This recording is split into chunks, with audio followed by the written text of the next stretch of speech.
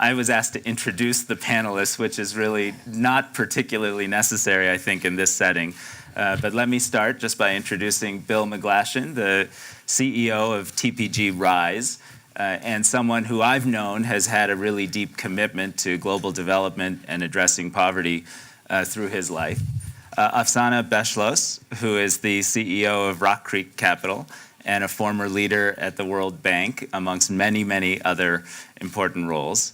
Of course, Madame Lagarde does not need an introduction, but Christine, we're excited that you're here and excited to hear from you.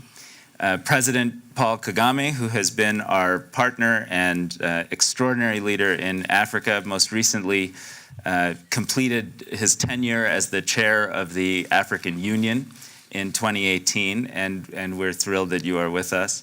And of course, Bono, who really needs no introduction, but for those of you that... CMO of U2. CMO of U2. But for those of you that haven't been paying attention for a couple of decades, has been an exceptional leader in the global fight for justice and equity, bringing data, analytics, advocacy, and policy chops to it with maybe a little bit less visibility than what he does on stage for the band, but perhaps with just as much, if not more, impact for the world's poor.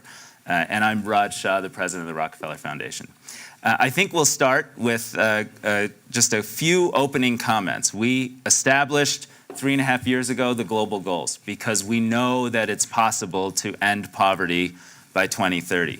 We've seen tremendous progress between 1990 and 2005. Poverty has gone from 37% of total population around the world to today just under 10%. But for us to really address the challenges of extreme poverty and the attendant risks on health, on food, on justice and security for women and girls, on educational opportunities, we know that we need to dramatically increase global investment against these goals and objectives. And so this conversation is really about how do we fill what some have estimated is an annual gap of almost $2.5 trillion a year to get there. And perhaps I could start by asking President Kagame to describe for us, you've led a transformation of the Rwandan economy. You've led the fastest decrease in child and maternal mortality has existed in Rwanda than any other country in the world, certainly in Africa. You have created an infrastructure where most health clinics in Rwanda are now connected by drones, so that blood samples and therapeutics are literally flying to where they need to get to reach those in greatest need. And you recently hosted a process and completed initial commitments to create an African free trade agreement. Are you optimistic that at a time when some people are skeptical about investing in Africa, and at a time when official development assistance has remained flat at around $150 billion a year, are you optimistic that the continent, with leaders such as yourselves, can in fact mobilize the resources to achieve the global goals in Africa? Well, thank you, Raj, and fellow panelists. To give it a bit of history, first I have been lucky. I benefited from participation. I was part of the formerly what was called MDGs Commission, and we, under the UN at the same time, we learned a lot of lessons from there and got feedbacks from the field, from experts, from people who were involved in looking into mobilizing resources for development for the countries and parts of the world concerned. So that put aside, the SDGs came focusing on a number of things and what can be done, and very specific, and most importantly, bringing together public and private partnership and emphasizing that. And this was with the knowledge that no matter how we calculate the amount of resources required to meet this development gap, is huge. And therefore, it could not be just public financing alone to cover that. Most especially the private sector has been very central and has to step in. Then working together has even been more important. Now, lessons one could learn from our own experience, Rwanda, which again answers the question you've raised, and I'm saying people should be hopeful that no matter how big the challenge is, and it is very big, we working together and each participant playing their rightful role and doing it rightly, I think we can make very significant progress, and progress has been made even over time, much as there is still more work to do. And for Rwanda, if Rwanda can do it, we always say anybody else can do it. So we have been able, one, to build institutions that can help us absorb these resources wherever they have come from. In our case, we have had donor funding for most of our activities in development. But what we insisted on right from the outset was that for us in Rwanda, we make sure that every dollar that is coming our way must be put to good use and make sure that it produces what we want or takes us towards where we want. And at the same time, we had to identify key things. One was to build those institutions and mechanisms that would help us deploy the resources we receive, and also worked on matters of governance to make sure that resources don't get lost in other ways that we don't have. Well, thank you, Mr. President. And public resource management and resource mobilization has been a huge part of your success in Rwanda. Christine, I might turn to you and ask you to extend that theme. If you look between 2005 and 2015, domestic resource mobilization for public expenditure in lower and middle income countries has gone from $1.7 trillion to $5.7 trillion. That's, there aren't many places you can look and actually find trillions of dollars. Are those resources, is that going to continue into the future? What's your outlook for growth, for domestic spending, for the quality of governance and the quality of those expenditures and how they're managed? Well, I would say that first of all, you definitely need growth, and that's the sort of base from which you start. And then you apply, as President Kagame has indicated, the right policies in terms of taxation, in terms of revenue raising of all sorts, and then, even almost more importantly, in terms of efficient spending. Because you can increase domestic revenue mobilization as much as you want. If the revenue that you mobilize is spent poorly on some white elephant projects, then you're wasting your time. So I would say growth first, and our forecast for growth for the low-income and emerging market economies is not bad. It's a little bit revised down, but not much, and we see growth in the coming years from that group of countries. Number two, domestic revenue mobilization needs to increase. There's no question about that. The average, I'll call it domestic revenue mobilization, easier, not to change names. And please, global goals is nice, but we were just beginning to understand what SDGs were. But domestic revenue mobilization needs to increase. It's roughly at an average of 13%. It's way too low for the spending that is needed in those two groups of countries. And the third point is the most critical one, because you can really save as much as you're going to earn more in domestic revenue mobilization if you do efficient spending. So no white elephant, no corruptions along the lines, and that calls on the governance to be revisited Are we getting, as well. in lower and middle income countries, are we getting better or worse when it comes to efficient spending from the perspective of the IMF? I can't say that because it's so country specific. There are countries where there are significant improvements and where leaders have the courage to lead and to say we're not doing that anymore, we're doing it differently, as has been the case. But in other countries, it is not improving. So, but that's a clear component of the joint effort that will be needed: domestic revenue mobilization, continuation of ODA, and the private sector involvement. Because if the governance is not revisited, those investors are going to turn their nose up and say, no, no, no, I'm not investing money there because it's going to be wasted. So efficient spending is a critical component. Bono, you've been talking about how global development expenditures have become more efficient over time, and we've all been focused on measuring results, delivering results. Official development assistance appears to be stuck at around 150 billion a year. And I don't know if you believe that's going to go up or down or stay flat, but what's your vision for where we are today relative to 15 years ago, and how we get to a place where we've really mobilized real resources to achieve these goals? Well, first, let me thank everybody for getting up early to go and see a panel called Bridging the Financing Gap for the Sustainable Development Goals. I can imagine people just going, come on, honey. This is going to be great. You know, the SDGs does sound like a sexually transmitted disease, doesn't it? And it is amazing that, you know, advertisers spend most of their time trying to make boring ideas look really exciting. But in the development community, we seem to spend most of our time making really exciting ideas look really boring. And it's not boring.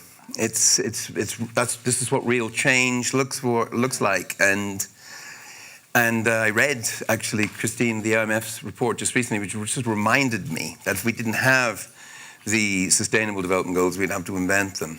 And you know, they're like a report card from the planet's executive branch, and telling us how we're doing or how we're not doing, and how we might improve. So I'm very grateful to be here. So I just want to say that. On where we're at with solving these problems and bridging that gap, I mean, my particular drive is in a few directions. From the One Campaign's perspective, I think, is Gail Force Smith in the room?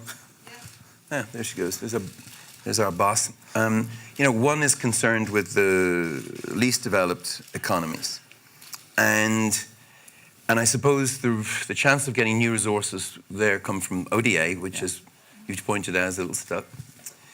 Two, I suppose from local domestic resource mobilization, and again, President Kagame has just done the most remarkable thing, and we're really grateful and for what you've done in empowering your health service and lots of other things, and the high-tech nature of it is pretty impressive too.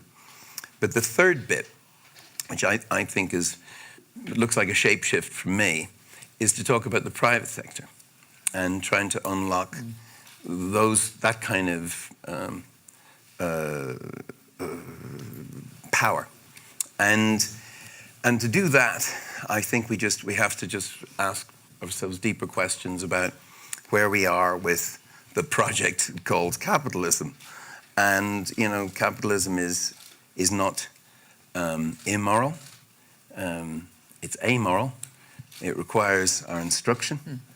Capitalism has taken more people out of poverty than any other ism, but it is a wild beast, and if not tamed, it can chew up a lot of people along the way. And in fact, those people's lives that it has chewed up are pushing the politics in our homes towards populism. And so I think we have to, you know, think about the private sector, but we have to have some humility about what we can achieve in the private sector. And so, but if you can unlock it, it's amazing what we can kind of pull off. But it will need a change, and it'll be uncomfortable, perhaps, for people to get there, including jumped up little rock stars. Well, so let's talk about what it takes to really mobilize private capital to achieve these goals. And Afsaneh, maybe I could turn to you. You've been at the bank. You've obviously been an extremely successful investor, and you've seen funds all around the world in emerging markets. Do you see a lot more capital going into emerging markets? In what ways? And frankly, we all talk about $1 trillion of foreign direct investment going into lower and middle income countries, which sounds like a big number. In your experience, is that number driving the achievement of these goals? To Bono's point of, is the ism that defines that fund flow getting more aware? Thank you, Raj, and nice to be part of this wonderful panel.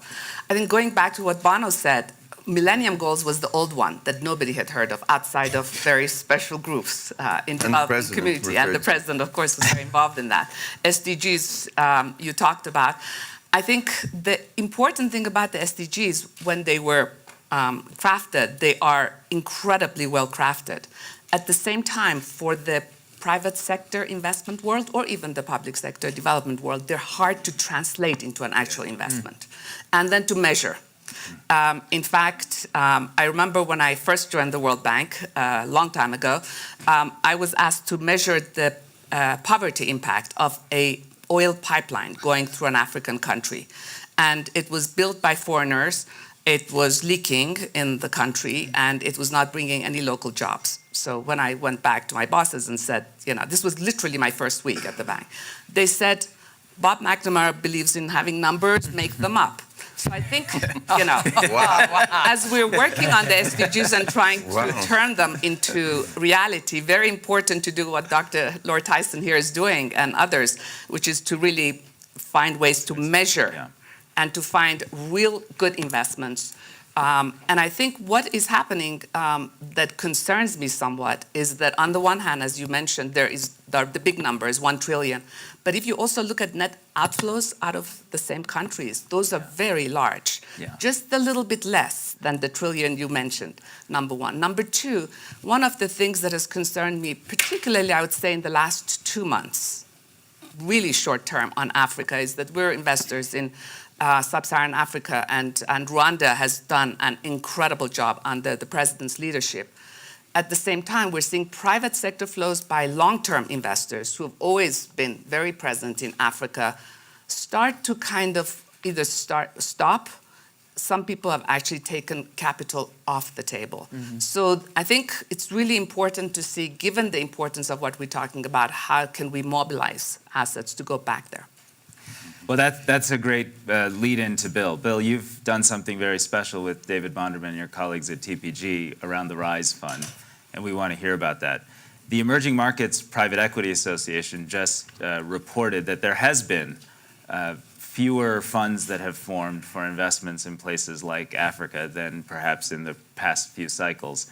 What are you seeing in private equity oriented around this space? And is it reasonable to think that private equity can really be a part of this solution? It seems like you're going to have to prove that. Yeah, I mean, when Bono and I and Jeff Skoll set out to start the RISE Fund, the goal was to answer some basic questions that had not been answered. One, could it be done at scale? Could you bring capital at a level that would matter in these markets? Could we get the trillions of dollars of institutional capital to engage that are fiduciaries at the end of the day? Could we deliver collinear outcomes, both social and environmental impact that was measurable, but also returns that are credible for institutions by backing entrepreneurs that are building great businesses that have a great impact? This company that we were all referring to earlier that delivers blood with drones, that in partnership with President Kagame has helped to create the first country in the world where everyone is within 30 minutes of critical medical supplies, is an example of innovation that can be quite profitable but quite impactful at the same time.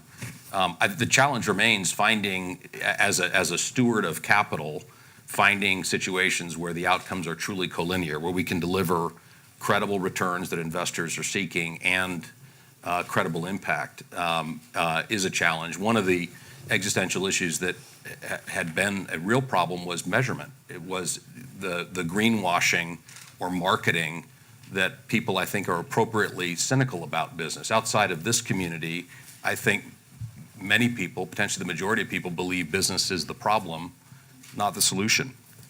The populism that Bono referred to earlier. So it's imperative that we not try to have impact, but rather that we actually prove it, deliver impact, proven impact, deal by deal, with credible, real measurement.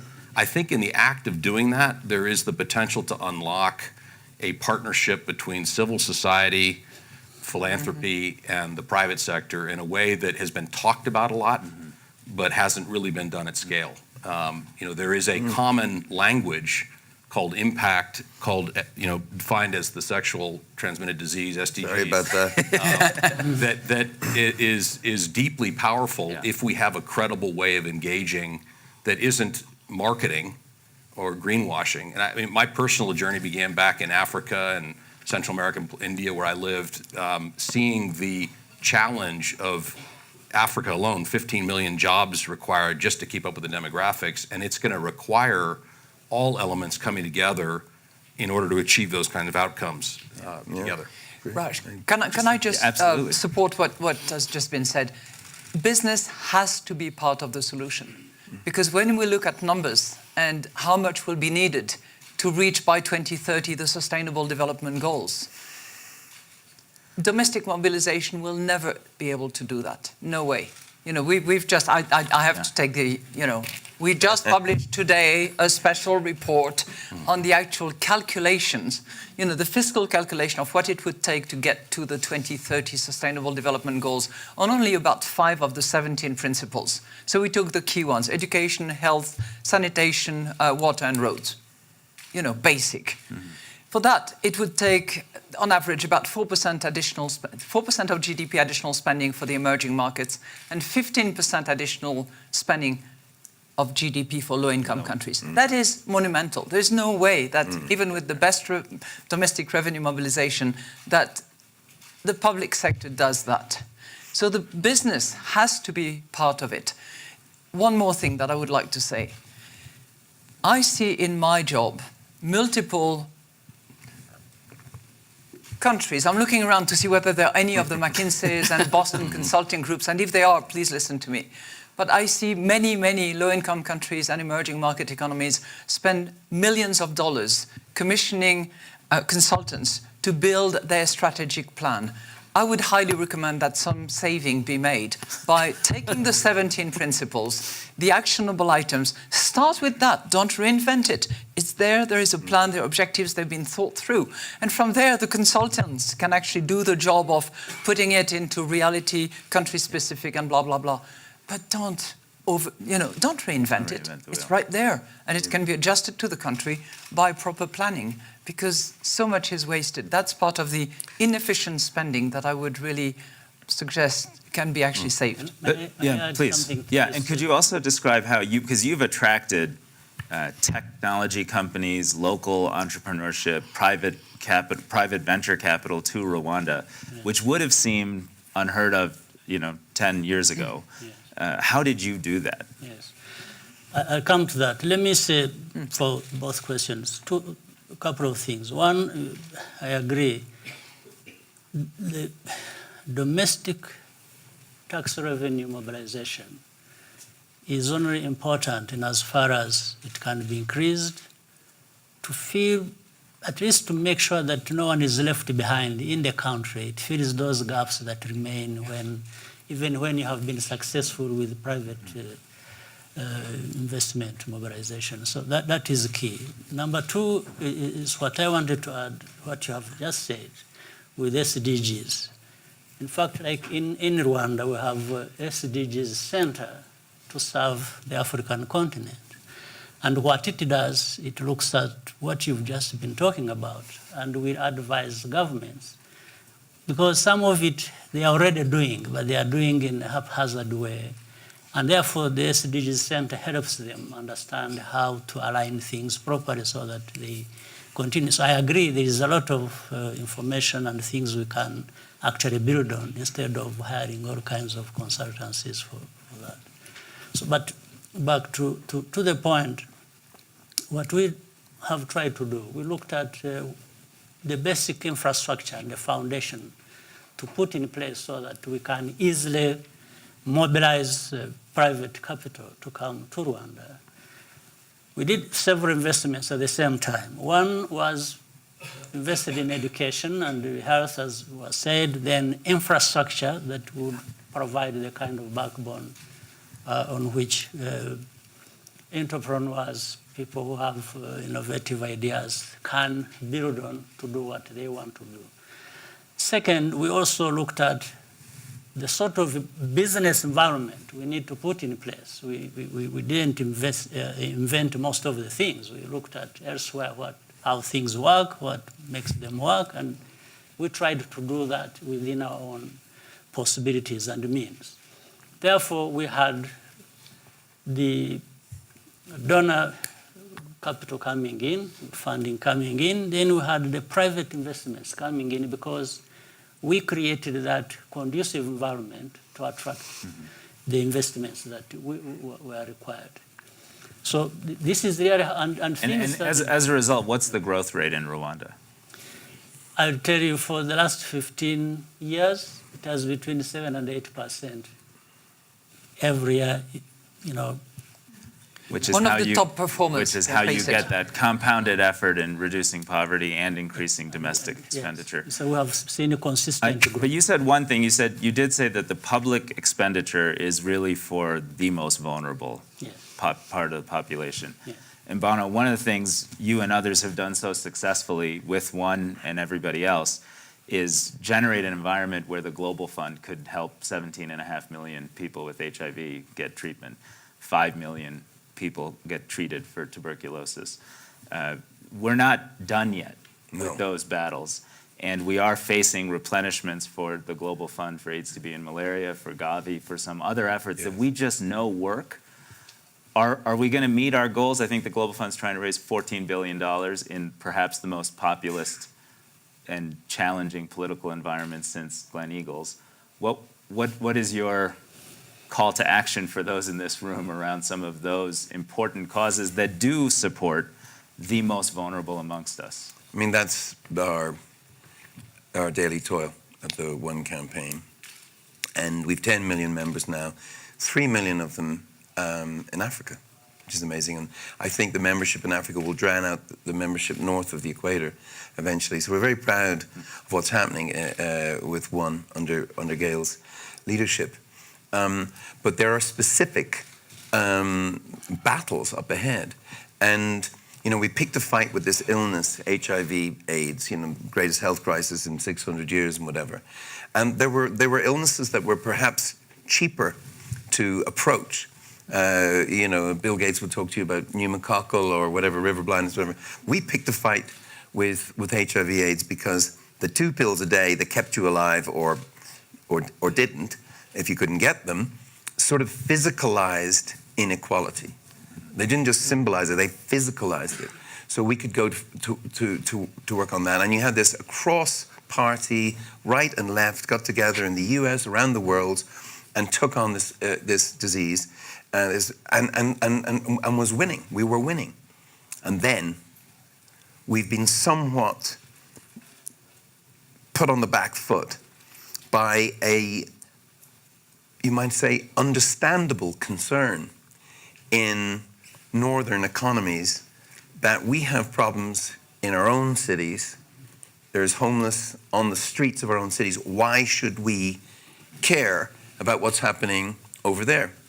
Now, there are very good reasons to care for what's happening over there. And I don't think there's anybody in Europe now, even people who are not interested in development, who don't think what's going on in Africa affects them. In fact, we know that if Africa is not successful, Europe cannot succeed. If Africa fails, Europe cannot succeed. But so we have to sort of reinvigorate these movements. Now we've done it by working with companies, also with the Red campaign. That's how we did it. This phone. Yeah. And people say, "Oh, that's a nice looking phone," and I've got them. So I can then bend their ear talking about this. So you have a $14 billion replenishment coming up. Is Peter we should say here? This phone is part of the Red campaign. Oh, sorry, this phone is part of the Red campaign. If Apple have given a fortune to fight this disease. If you see Tim Cook wandering around, I didn't even know he was coming. Or if you're going to buy But he is. buy a red one. And just tell him thank you. But back to and Bank of America are here. There you go. So Anne Finucane's there. So yes, Bank of America give a lot of cash to the Global Fund, which is really incredible through RED. And actually, where the politics get interesting is she's 17,000 branches of Bank of America. And on World AIDS Day, they go red. And everybody is reminded of this. The excitement of this campaign to rid the world of this tiny little virus that caused so much havoc in so many people's lives. But now the rubber hits the road. We've got a replenishment. We had Trudeau, President Trudeau, Prime Minister Trudeau really rolled up his sleeves, got busy. We have President Macron now, who wants to do even better. Looking at this 14 minutes, that's a hard lift. And we're humbled by his passion on this. But it requires the public. Politics is what is popular. That is what, so we have to get back into the conversation. And we won't get back into the conversation if we don't also have some sort of response to what's going on in our own cities. So that's kind of where I'm at with this. To be generous abroad, we do need to be strong at home. I've always been wowed by the One Campaign videos when they interview people across America in particular and say, do you know that there are 1,000 young girls and women today that are going to get HIV/AIDS, and that we have a system in place where for a few dollars a year per capita, we can solve that problem. But we're losing, I mean, honestly, we could lose this thing. We could be, defeat from the jaws of victory. You have 7,000, by the way, girls getting this disease every week. That's 1,000 a day. And twice as likely young women than young men, which is mind-blowing, really. But back, can I just say something about the business stuff? Yeah. Because the same people, the young people who are driving the One campaign, they're driving changes in business. They really are. They're not loyal to brands.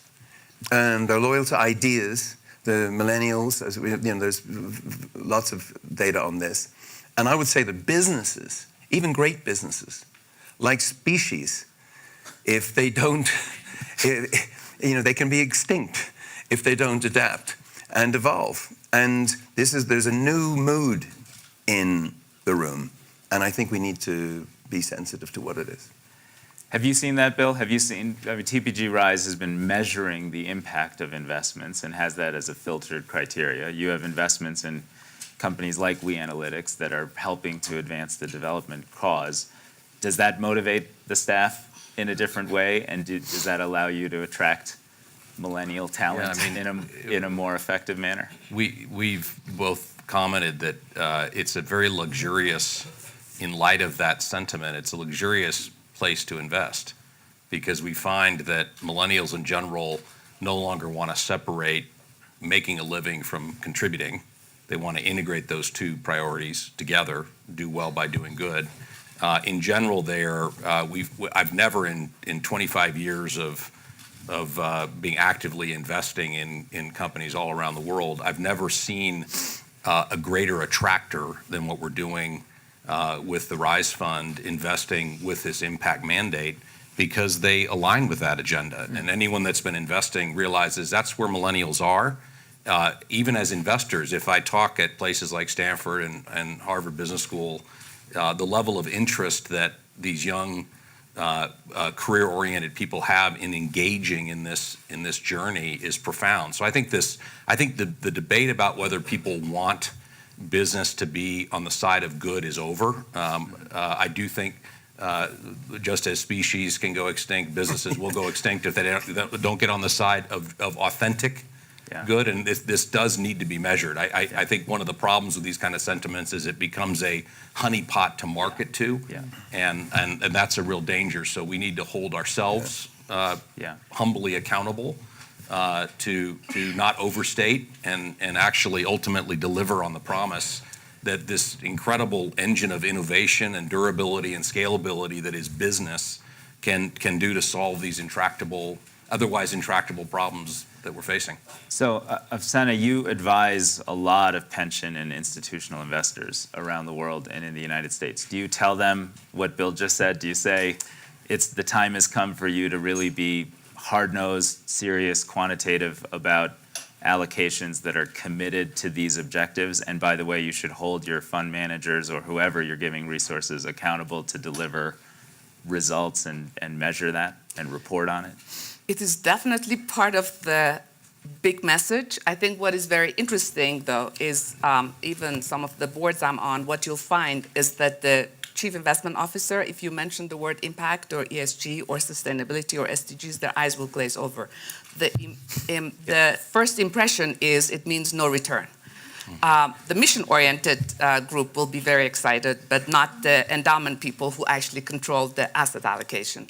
And I think part of what we do, and both at the bank and you and I have talked about sort of creating this marketplace for impact, which covers everything. Yeah. Because private equity is very important. At the same time, private equity is probably only $1 trillion in emerging markets altogether out of the 66 trillion in assets in emerging markets. So very important to get other sources of capital to these areas. You need long-term assets, whether it's infrastructure or whatever. But for example, one of the messages that we share and actually invest in every day is health and edtech in emerging markets. Those are some of the highest return areas. And you talked about leapfrogging. What we're finding is that in emerging markets, the fastest growing area and the best returns are from the health sector, for all the reasons we talked about. Part of the health sector is obviously for social programs. But in terms of areas that can help the poor and the middle class and everybody else in the country, we've invested across so many public and private areas. Health sector used to be 1% of MSCI in EM. Now it's getting close to 4 to 5%. Imagine it will double. Yeah. In the US, it's close to 18%. So just look at the room it has. EdTech, which will be life-changing in emerging markets, will be another very, very important area to watch. Well, I've heard two call to actions just now. Bono, your point about, if we let down the 1,000 girls that are going to get HIV today simply because we're not paying attention anymore. Or we're leaving it too much to the private sector. That's what we need. Or we're not putting enough courage into our public commitments. Yeah. That would be a huge failure, and I think it's incumbent on everyone in this room to carry that message forward. And Bill and Afsaneh, in those comments, you point out that the private sector has an important role to play, but it's got to be real, it's got to be measured. It can't just be, CSR is not the right frame, but it can't just be marketing. It's got to be serious, and that there are serious opportunities that you've both uncovered. Right, Christine, I wonder if you... There has to be good governance. Well, I wanted to come to you on that, because you said, okay, even with all that, we need, in low-income countries, a 15% of GDP increase in terms of public investment done well. You're advising governments all the time, and of course we have President Kagame here, who we all appropriately have learned from for an example of how to beat corruption, how to have a plan, how to execute, and how to succeed economically. But there aren't that, everyone is not President Kagame. So what is your vision or your call to action for that problem?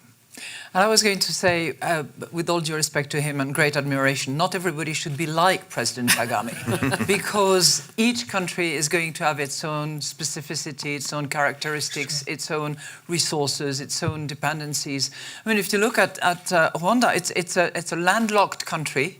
It's one that has recently taken major initiatives in terms of pan-African trade and which is pushing initiatives to make infrastructure more intra-regional. So you look at Ghana, it's another story. You look at Côte d'Ivoire, it's another story. You look at Vietnam, it's another story. And yet all those countries have to make similar efforts, which they can do some, but where clearly other financing tools have to come in. We've been talking a lot about the private sector and the business coming in, and it's critically important. I think ODA is something where we are short of the 0.7% that was committed. Yeah. I know Bono has said that multiple times, but if we measure it, we're short of 230 billions Just per on year. that. Just on that. Yeah. Just on that. Yeah. And 34 billion of the current 150 or 160 billion is the only proportion that goes to the lowest income countries. Absolutely, because So it's not the idea going in the that- right places. Yeah, are we the most celebrate a capital needy. increase for the World Bank, but much of that is for the IBRD lending window that goes to companies that have access to credit. But Raj, to your point, I think solid governance and an effort at the leadership level to sustain the effort of good governance, because it takes time to, change practices and to really make it hospitable for private sector and for ODA to come in and to invest properly.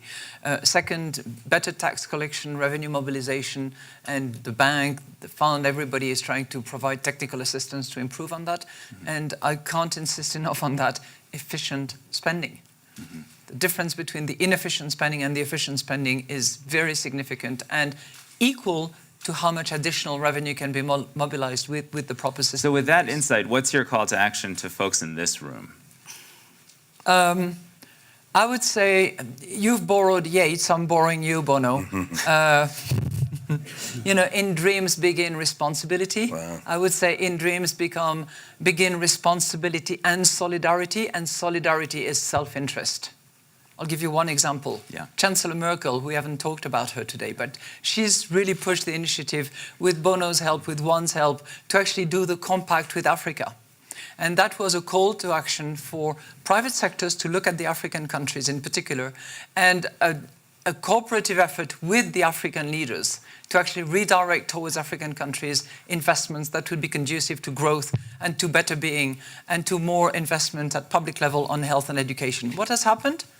The German private sector listened and made quite a few investments, but not a lot has happened elsewhere. And yet she had that call to action at a much higher level than Germany. So I would say that it concerns everyone. Should It concern has to be a everyone. collective project. Can I say Yep. And while you do that, we're going to also ask members of the audience who want to ask a question have that opportunity. So please put your hand up and someone will bring you a microphone. Mine was just a complete tangent just on what Madame Lagarde has done with the IMF. And I just wanted for people to know that as an activist years ago, I thought of the IMF as a great Satan. And I'm not joking about that. I really did, and because there's sort of structural adjustment and the sort of bullying of junior economies was prevalent. I remember going to meet, who was your former, the French? Come dessus? Come dessus. And I remember going to see him, and I was expecting Satan to welcome me. And this very sweet Frenchman with like Buddhist beads was, hello, can I help you? And I said, well, not me, but there's lots to do. And you really, I just want to say, we in the development community, we really value your tough-mindedness and all of that. It's really good, and as I said, I'm we'll still be on your case, but just Sure, please. Questions from the audience?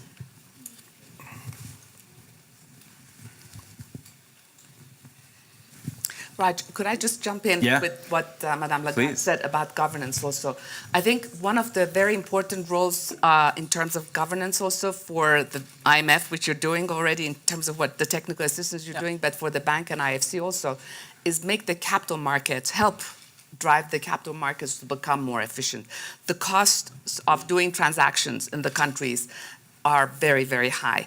A lot of the infrastructure for the capital markets is still deficient. In fact, President Kagame has done a great job in Rwanda for investors, but you really need that to spread because we need the roads, but we should think of the capital markets, the roads also there to be built. And it's a very important role where much more important than a single dollar. Nobody else can do that except the government with the aid of the IMF and the World Bank and IFC, because you're seeing a lot of the best cases and the worst cases. The cost of transacting in Zimbabwe for one stock is 4%. So how much return do you need to make to just cover that cost before you make any other return? Yeah. And Zimbabwe is also an example of Other issues. Yes, related of to course. governance. But we have two questions from behind you, and I will ask now we have lots of questions. Okay, let's take one there, and then we'll come here to the woman in the front row. Hi, good morning to all. I'm Armstrong. I'm from India. I work as a civil servant in my country.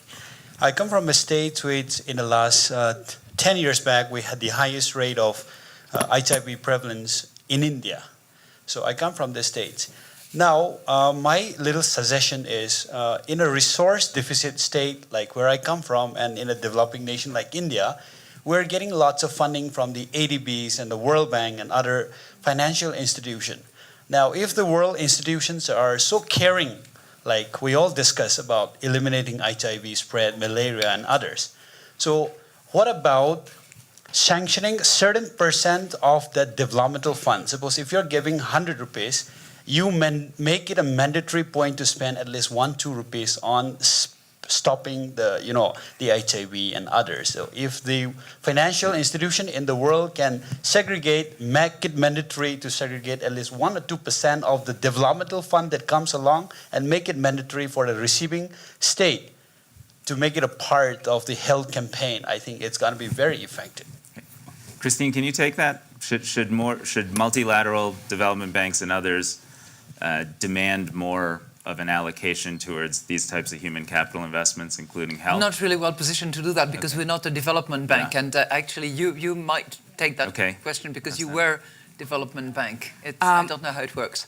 It's sort of, I think, earmarking. It may not be, from an economist's point of view, Dr. Tyson might be able to comment on that better.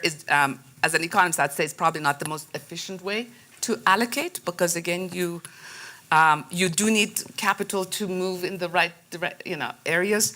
But again, some of the assets that are going are naturally moving into the areas you were talking. But I'm not a big proponent of earmarking personally. Okay. Marianne? Thank you. Marianne Hancock with Y Analytics. I know that several folks can comment on this. Afsaneh, you mentioned the institutional investors and the chief investment officer skepticism. What do you think will change their minds? I think information and data will be extremely important. Raj and I have talked about this for years and years, and I think that information, once it becomes sort of very clear and transparent and easily accessible to people, will be the best way to change people's mind. They'll decide for themselves. I look to my forum colleagues. Do we have time for a few more questions? We do. Okay, good. Let me come back here just to make sure we're getting anyone. Laura. Hi, I just want to ask a question based on your operations already. We've heard a lot about the importance of efficiency and of good governance. So you're already making investment decisions. What are the most important, widely agreed upon measures of impact in areas like governance? I mean, so there's a lot of work going on in impact, and the RISE Fund has done some, and Y Analytics is going to do some, and the IFC is doing some, the IMF has done some, among others. I'm just wondering, what do we know right now in terms of the particular ones that have been called out here? Yeah. How do you judge efficiency, corruption, and these decisions? Well, it's interesting because when Christine was speaking, I was resonating completely with the need for this combination partnership of governance and real focus on governance, because for us as investors, by the way, I should just comment that the RISE Fund is surrounded by $15 trillion of capital from the biggest pension funds, sovereign funds in the world who have never done impact investing before. So part of our mandate was let's bring them into the fold. One sort of derivative answer to Marianne's question, let's show them the collinearity between returns and impact, and the fact that you can, in fact, without having your eyes roll back in your head, you can actually make this a dual priority, a credible dual priority, and we're well along the journey of convincing of that, given the demand from institutional capital for this kind of offering. But interestingly, not everywhere in the world is investable for us. Our challenge in part is we have to deliver top quartile returns to these same fiduciaries who are insisting that's a necessary minimum. And it's really hard to do that if you don't have an environment like Rwanda where you can rely on rule of law and transparency and the court system to protect you against the challenges of ill governance. And I think it's a necessary, but insufficient, but absolutely necessary enabler at a fundamental level. I mean, Mo Ibrahim is part of our, as part of the Founders Board of the Rise Fund, is one of our partners. And he puts a lot of his effort into creating a transparent lens on governance on the continent. And this is one of the top priorities to allow us to do realize the partnership potential that we've all been talking about here between civil society and the private sector and philanthropy. Absent basic governance, it's it's an impossible journey, and certainly not one that we could be part of as fiduciary investors. So it's the right challenge. Christine. If I can follow up on Laura's question, we don't really know how to measure the output in terms of good governance. So it's often in many countries anecdotal feedback, business community responses, and da-da-da-da. What we know is that there are particular points where the framework, the legal system, the mechanism by which procurement are allocated, for instance, will inevitably almost be conducive to poor governance. So at least we can identify those hot points where we can say, you need to change that, because that's open door to help yourself. Let me make one other just hopeful comment. Is we funded a company in the Rise Fund called Cellulant, which is a company in 12 different countries in Africa. They went after a project in Nigeria using blockchain and a digital identity solution. They connected 1.5 million farmers, small stakeholder farmers, with the $500 million a year of aid that's distributed to them for the purpose of buying seeds and fertilizer. It's a very profitable business, but they got in between what was otherwise a corrupt distribution of that 500 million that was ultimately 500 down to 40 million by the time it got to the farmer. Now 500 is 500, and the effect is a 30% uplift in household income for 1.2 million farmers. So there is a role to play for business, even in the context of an overt corruption like that, given technology, mobility, cloud solutions, analytics, that is quite hopeful in providing a pathway even when you don't have a governance environment that necessarily provides that support. Right. On this point, I think, very importantly, again, some of the things you're doing at Rockefeller Foundation also, there is what we talked about. We're talking about sort of institutional investors all over the globe, the multilaterals. But what is going to be really going to change the world is the local entrepreneurs. It is the accelerators that are getting created in Africa. It's good to have YC in California and going all over the world, but you really have to depend on the youth and the millennials in the countries to take the SDGs and run with them. And I think that should be part of what we're sort of connecting the dots. That's at RockCreek, that's what we think we should be doing at IMF. That's what you're doing at the, Well, and I would argue that the best, most effective, whether it's World Bank, USAID, other kind of developmental programs of the last 15 years have tried to do that, whether it's identifying hotspots in cross-border trade in Africa and really fighting corruption at those border crossings, or whether it's building farm-to-market roads that help feed the future or Agra farmers market their crops and gain more from it. It's making those connections between public and private that make all the difference. And we only have a couple of minutes left, so we're going to go around, and I do want to hear your final thought on this, but in the following way. I think it is easy. It's easy for me as someone who's been, as Bono once mentioned, on this train for a long time. It's easy to be discouraged by the headlines, and it's easy to see ups and downs in what feel like our commitments to those who are most vulnerable around the world. And sometimes it can be, these were phenomenally important examples, it can be hard to believe that private investment will solve everything, because it won't. And we know we have to maintain both public and private and expand on both fronts. And so it can be hard to be relentlessly optimistic that we're going to achieve these goals and stamp out poverty through this project, this big global project. And I'd love to just hear from you. why are you optimistic, and do you have any other call to action for folks in this room, at Davos, around the world? President Kagame, we can start with you. I'm very optimistic in the sense that the message is clear to all of us, and Africa is the most concerned in this discussion, I also guess, with the sustainable development goals. If you look at the kind of reforms going on across the continent, even with the Continental Free Trade Area, comes as a result of that, meaning Africa is coming together on some of these important issues that matter. For example, we have to make sure that Africa argues its case if it is to get investments that are required, building on their domestic mobilization of revenues and so on. So, and this has to do with the scale. If you are going to invest in Africa and you are thinking of countries, 20, 30, 40 countries with a certain commonality that allows these investments to take place in a much bigger market, I guess this is going to work. It's more attractive. So it's more attractive. So these are things that are happening, and the message is clear. Well, some countries are doing better than others. They are not at the same level, but I think there has been good progress. Second, building on what Christine said, you see, it's not an issue of one wanting to be like the other.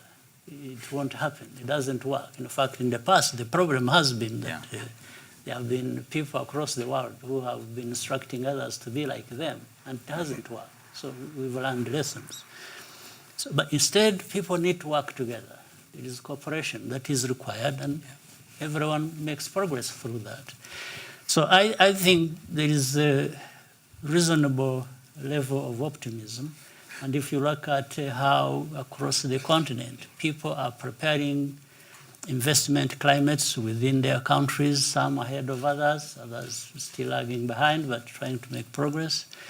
And the level of governance, progress again in those countries, I think it is cause for optimism, and we can only keep trying our best and again working together and making sure that, yes. Excellent. Thank you. Yeah. Christine. I echo that 100%. Joining hands, because it will take all of us. And I would add, in youth, I trust, because when we do fiscal hackathon in African countries, when we do special contests, when we do conferences with young people, it's just unbelievable the level of generosity, absolute faith and trust in diversity, and that matters a lot, and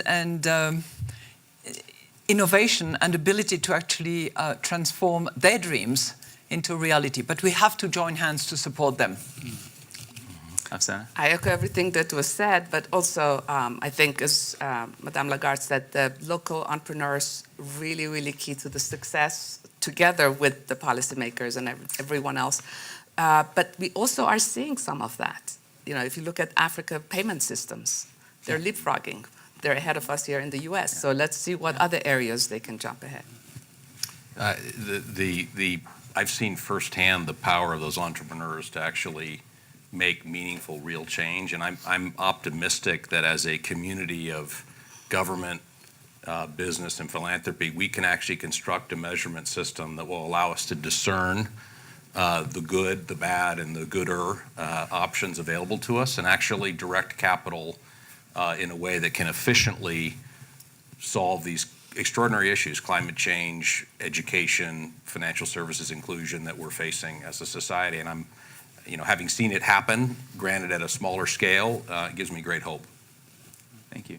Bono. I'll run with Christine, and just listening to my own children, and I've just a sense that there's a generation coming, and they're on the train. I think we either get on with them or we're under the train. And I think they're full of firepower. They are not held hostage to ideology. I think they're looking for problem solvers from their politicians. And I think they look to leaders, business leaders or political leaders or singers in rock bands, and they have a question on their mind. You know, are you a firefighter or are you an arsonist? And I think we have to ask ourselves hard questions about which of them we're on. I know which I want to be, but I might need a change of uniform or something. Firefighters or arsonists is an excellent note on which to end this conversation. I will say I retain optimism because of this type of discussion. At the end of the day, I've just seen the power of leadership make a huge difference, whether it's an unpaid woman running a health clinic in rural Senegal who doesn't get paid, you know, is tracking vaccine vials to make sure they're still good, is keeping logs to make sure every child in the neighborhood, in the village is getting vaccinated, and is doing that because of her extraordinary commitment to her community. She is as much a firefighter and a leader as the big G8 summits that you've had such an extraordinary influence on, where we say we set a goal of 0.7, achieving it is $230 billion. Most of that should go to the most vulnerable countries and communities amongst us, and it's not happening, so we're going to keep fighting for that. And as much as we see leadership in the private sector on this panel, but also in this room and in this community, where we say, yeah, this is hard. Yes, institutional investors have to, you know, be convinced, but there are great examples, and we're making real progress, and our journey continues. So thank you very much for your commitment as leaders and the example you have set, and for making us all be optimistic about the fact that we can, in fact, achieve these great goals and objectives. And thank you for your humility, considering where you've come from, and your ability to break things down to people and places and keep us from the abstract. We really appreciate you running this panel. Yeah. Thank you, sir. Thank you.